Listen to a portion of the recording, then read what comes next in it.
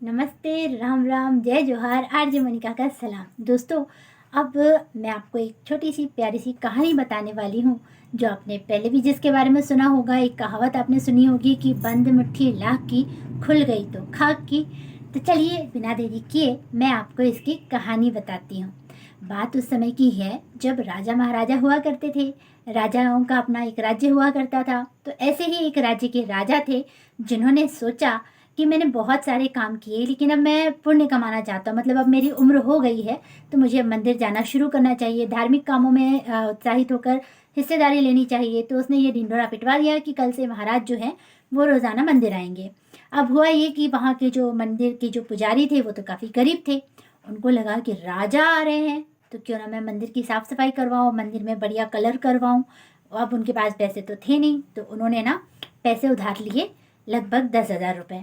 उधार लेने के बाद उन्होंने पूरे मंदिर में मस्त कलर करवाया, वहाँ पे साज सज्जा की, और अगले दिन तैयार हो गए कि अब तो राजा जी आने वाले हैं और बहुत सारी दक्षिणा मिलेगी, तो मैं अपना कर्जा भी चुका दूंगा और उसके बाद फिर मैं जो पैसे बचेंगे वो मेरे भी काम आएंगे। मतलब मैं गरीब हूँ तो मेरी दरिद्रता भी दूर हो जाएगी। अब भाई जैसे कि तय था, राजा जी मंदिर पहुँचे।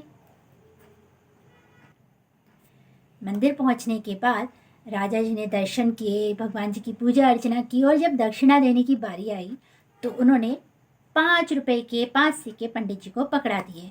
अब पंडित जी ने जैसे ही थाल में 5 रुपए के 5 सिक्के देखे तो बोले, यार ये तो राजा था, और मैंने तो बहुत बड़ी बड़ी बातें सोची थी कि भाई राजा अच्छी दक्षिणा देंगे तो मेरा कर्जा भी माफ़ हो जाएगा, मंदिर भी अच्छा दिखेगा और मेरी दरिद्रता भी दूर होगी, पर अब मैं क्या करूं। फिर पंडित जी ने सोचा कि चलो कोई बात नहीं, राजा ने मुझे ऐसे दक्षिणा नहीं दी, मैं एक काम करता हूँ कि उन्होंने जो 5-5 के सिक्के दिए हैं मुझे, वो मैं नीलाम कर देता हूँ और हो सकता है मुझे इसके कुछ अच्छे पैसे मिल जाए। तो पंडित जी ने यही किया। पूरे मतलब जो राज्य था वहाँ पे उन्होंने ढिंढोरा पिटवा दिया कि सुनो सुनो सुनो, राजा द्वारा दी गई दक्षिणा मैं नीलाम करना चाहता हूँ, और जो भी इसे लेगा वो इसकी ऊंची से ऊंची बोली लगाकर ले सकता है। अब राज्य में पूरी जगह ये बात फैल गई, और जितने भी अमीर लोग थे भाई वो तो राजा की दी हुई दक्षिणा को लेने के लिए एकदम उत्साहित थे। तो उन्होंने सब बोली लगाना शुरू किया। किसी ने कहा 50,000, किसी ने कहा 1 लाख, किसी ने कहा 1.5 लाख, किसी ने कहा 2 लाख, किसी ने कहा 3 लाख।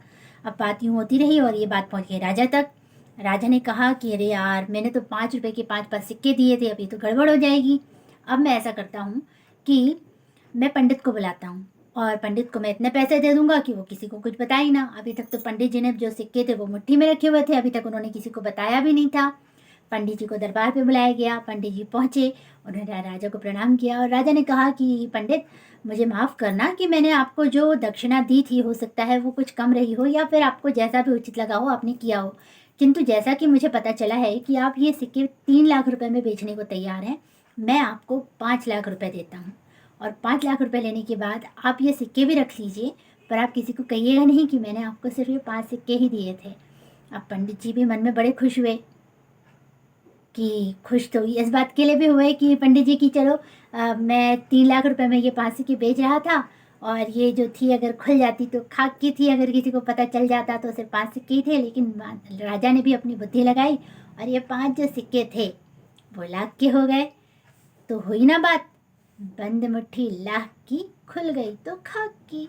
तो ये रही हमारी कहानी। मतलब ये है दोस्तों कि कोई भी बात जो होती है ना, जिसे राज रखना चाहिए, वो बहुत इम्पॉर्टेंट होता है और बहुत कीमती होता है, तो उसका ध्यान रखना चाहिए।